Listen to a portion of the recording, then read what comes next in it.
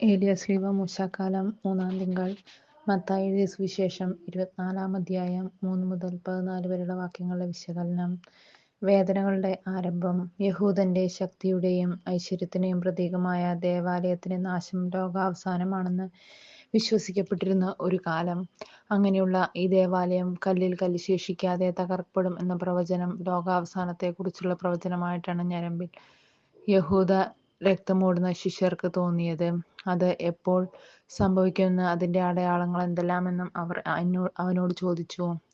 വ്യാജപ്രവാചകന്മാരുടെയും കള്ളക്രിസ്തുമാരുടെയും ആഗമനം, യുദ്ധക്കെടുതികൾ, കൊടും ക്ഷാമം, പ്രകൃതി ദുരന്തങ്ങൾ ഒക്കെ അതിന്റെ ആരംഭമായിരിക്കുമെന്ന് തന്റെ നാമത്തെ പ്രതി സർവ്വജനങ്ങളും അവരെ പീഡിപ്പിക്കുകയും വധിക്കുകയും ചെയ്യുന്ന കാലവും വരുമെന്നും, എന്നാൽ അവസാനം വരെ സഹിച്ചു നിൽക്കുന്നവർ രക്ഷപ്പെടും എന്നും അവൻ അവരെ അറിയിക്കുന്നു. സഹനങ്ങളില്ലാത്ത ക്രൈസ്തവ ജീവിതം അപൂർവമാണ്. കാരണം ദൈവാരൂപി കൊണ്ട് നിറഞ്ഞവർക്ക് ലോകാരൂപിയുമായി സന്ധി ചെയ്യാൻ കഴിയാത്തതിനാൽ ഒരു യഥാർത്ഥ ക്രൈസ്തവനെ ഉൾക്കൊള്ളാൻ ലോകത്തിന് കഴിയില്ല. സ്വർഗത്തിൽ നിന്നും ഇറങ്ങിവന്ന യേശുവിനെ ഉൾക്കൊള്ളാത്തവരുടെ പിൻതലമുറക്കാരാണവർ. ശിഷ്യൻ ഗുരുവിനേക്കാൾ വലിയവനല്ല. ഈ സങ്കീർണതകൾക്കിടയിലും ദൈവരാജ്യം പടർന്ന് പന്തലിച്ചുകൊണ്ടേയിരിക്കും. അവസാനം ലോകമെങ്ങും സുവിശേഷം പ്രഘോഷിക്കപ്പെട്ടു കഴിയുമ്പോഴാണ് അന്ത്യം സംഭവിക്കുന്നതെന്ന് യേശു പ്രഖ്യാപിക്കുന്നു.